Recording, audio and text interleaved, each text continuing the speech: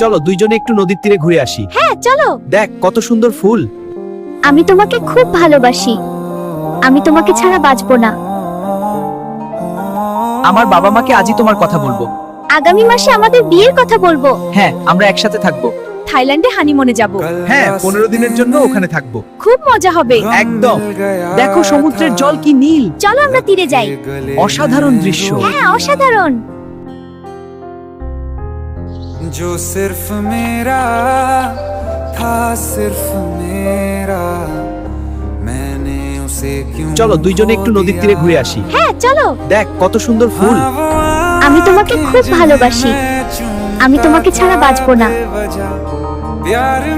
আমার বাবা মাকে আজই তোমার কথা বলবো।